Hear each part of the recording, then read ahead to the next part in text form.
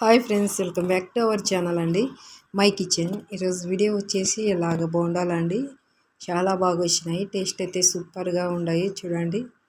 ఇంకా దీని ప్రిపరేషన్ చూద్దాము. చూడండి, వీడియో ఎక్కడ స్కిప్ చేయకుండా చూడండి. వీడియోని అయితే లైక్ చేయండి. ఇంకా వీడియో స్టార్ట్ చేసేద్దాం, చూసేయండి. చూడండి, ముందుగా ఇలాగ ఒక గిన్నెలోకి ఒక కప్పు పెరుగు వేసుకోవాలండి. తర్వాత స్పూన్తో ఇలా కలుపుకోవాలి. పెరుగును అంతా బాగా ఇలా కలుపుకోవాలండి. తర్వాత ఇందులోకి సాల్ట్ వేసుకోవాలి, ఒక పావు స్పూన్. తర్వాత ఒక స్పూన్ నూనె వేసుకోవాలండి. తర్వాత ఇందులోకి కొంచెం వంట సోడా వేసుకోవాలి.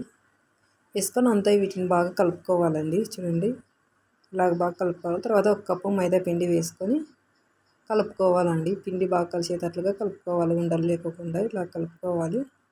చేతితో కలుపుకుందామండి. ఇలాగంతా కలుపుకోవాలి.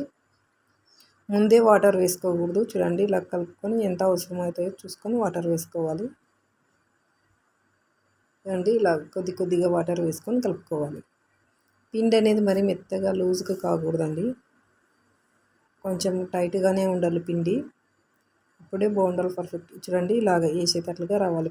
పిండి కలపడంలోనే ఉండేది బోండాలు వేయడం. పిండి మనం ఎంత బాగా కలుపుకుంటే బోండాలు అంత బాగా వస్తాయండి. ఇలాగ చేతితో బాగా కలుపుకోవాలి. వీడియోలో చూపిస్తున్నట్లుగా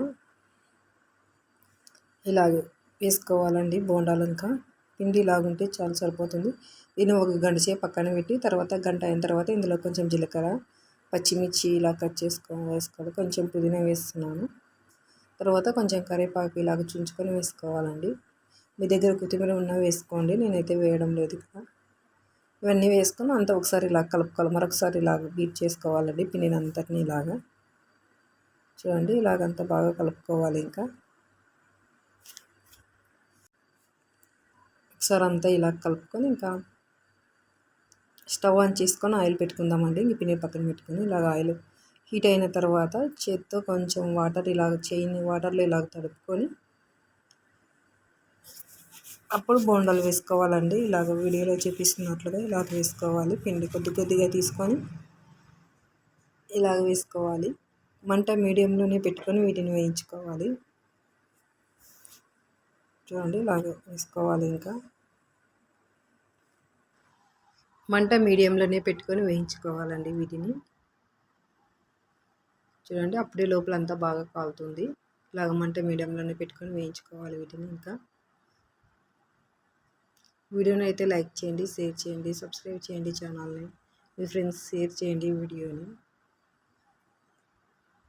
ఇంక ఇవి ఇలాగ వేగితే చాలా అండి, సరిపోతుంది. ఇంకా నూనె వంపేసి తీసేసుకుందాము. ఇలాగుంటే చాలా. ఇంకా ప్లేట్లోకి వేసేసుకుందాము. ఇంకా నూనె వంపేసి ఇంకా మిగతా వాటన్నిటిని కూడా ఇలాగే చేసుకుందామండి. ఇంకా ఇలా కొద్దిగా మరి చేతిలో నీళ్ళకి చేయద్దుకొని ఇలాగ పిండి కొద్ది కొద్దిగా తీసుకొని వేసుకోవాలి. అన్నిటినీ ఇంక ఇలాగే చేసుకోవాలండి. ఇంకా చూడండి, ఇంకా రెడీ అయినాయి బోండాలు. మైదా పిండితో చేసిన బోండాలు రెడీ అయినాయండి. చూడండి, లోపల అంతా చాలా బాగా వచ్చినాయి. టేస్ట్ కూడా సూపర్గా ఉన్నాయండి. ఇలాగ పల్లీల చట్నీలోకి చాలా బాగుంటుంది. కాబట్టి ఒకసారి తప్పకుండా మీరు ట్రై చేయండి. అంతే అండి వీడియో. ఇంకా బాయ్ ఫ్రెండ్స్.